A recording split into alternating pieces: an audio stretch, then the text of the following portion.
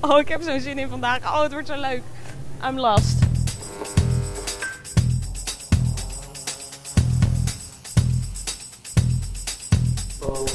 Het is begonnen.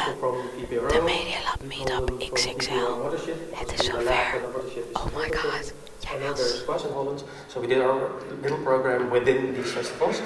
We zijn op je event, man. Hoe is het? Hoe gaat het met je? Hoe voel je je? Ik voel me oké. Ja.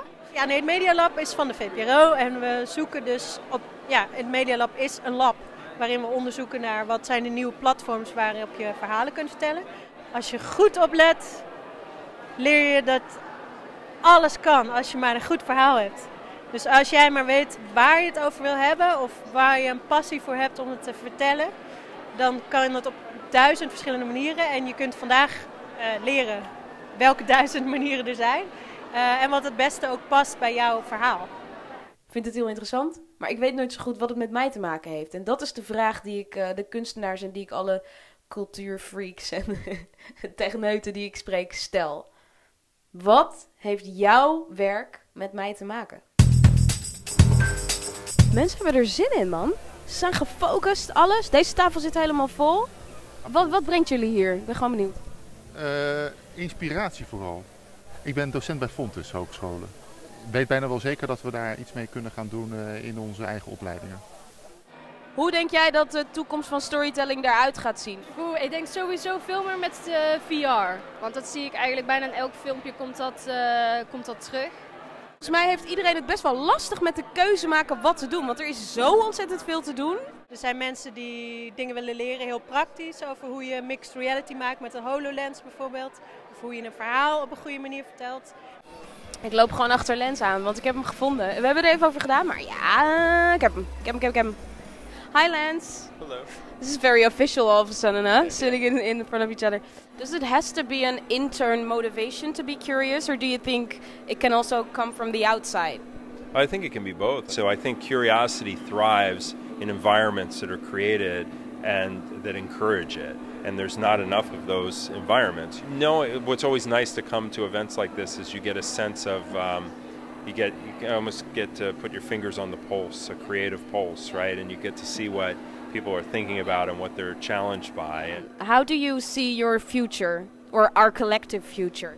We're storytellers, we all are, but I think somewhere along the way that kind of got lost, and there's certain people that were always seen as being the storytellers, but now that's been democratized, commoditized.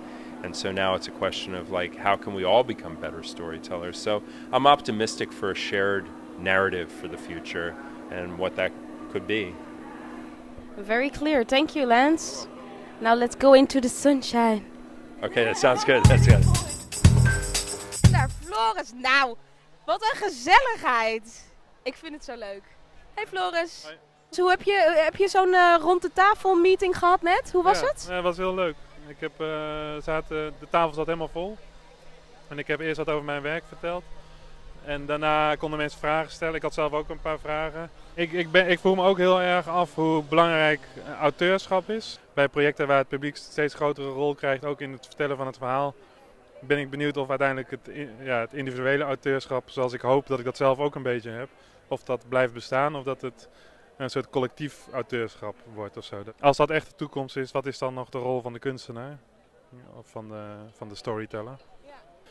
Het is niet meer zo beperkt. Misschien wordt het ook steeds minder een vak of zo, dat iedereen kan het in principe zijn. This is a festival all about the future of storytelling and the vanguard of technology, yada yada yada. But why not stick with the good old things like mugs and coffee? Yes. Away with the waste. We have real original coffee mugs for you. Here, come here. Because you all made it possible. We organized it, but these are the people that make the inspiration possible. Thank you so much. And give them a hand of applause. They deserve it. Our media makers of the future. Ik vind het schitterend hoe wij hier als volwassenen terug kind kunnen zijn. Vanochtend bij het binnenkomen zag ik het atelier met allemaal die kinderen. En daar zag je de laboranten van de toekomst. Daar zag je iedereen bouwen en spelen gewoon. Ja, ik had zin om mee te doen. Oké, de meetings met alle makers die zijn over. Ze zijn geweest, het is klaar. Ik ben heel benieuwd hoe iedereen het gehad heeft. Maar eerst ben ik even van plan om deze man, Topaz heet hij, te strikken om even te checken hoe hij met storytelling bezig is en hoe hij de toekomst van deze prachtige verhalenwereld ziet. Unlike other mediums where the choices are generally binary, meaning like when you watch a film it's either I stay or I leave as an audience. And I think when you create interactive, the options in interactive are like swipe, talk. There's just so many more options for the user to choose from, which means that when you create the experience, you need a much diverser group of people to be involved in the making of that. You can't make an interactive or immersive story like you do a film. I think events like this is a wonderful opportunity to meet a diverse group of people with different backgrounds who can then come together and collaborate to create, stronger interactive experiences. And what I was sharing today was that for the first time we had the opportunity to create content that's alive. Because every content that we've made from the past until now has been dead, meaning it doesn't change. Has a Mona Lisa changed in 100 years? Never. It's never changed. And if you don't have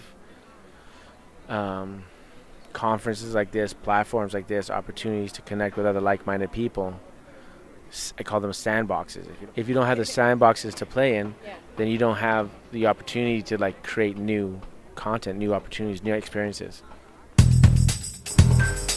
Hoe gaat die toekomst van storytelling eruit zien? Gaan we elkaar sneller vinden door het Medialab misschien? Nou, het zou wel cool zijn. Ik denk dat een van de onderdelen is onder andere een hackathon die we hebben gedaan over boeken.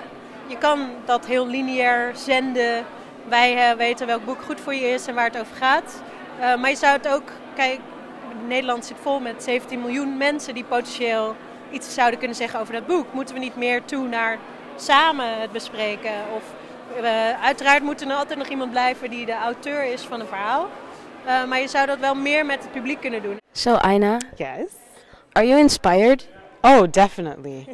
I mean, there's so many cool things happening. It's interesting. And I said this in my talk. I think the curators did a great job of bringing together a really interesting group of people. Nothing was similar to another project. Everything was totally different. And if you think about our future, or the stories we will hear and the stories we will experience in the future. So my biggest thing is we're going to have to drop a lot of the technology because the technology needs to be more invisible. And when the technology is more invisible, the things we want to do can happen. I think right now we're kind of in the stone ages of technology. I mean, all the clunky stuff, all this stuff, it's just, it's so big and it's so...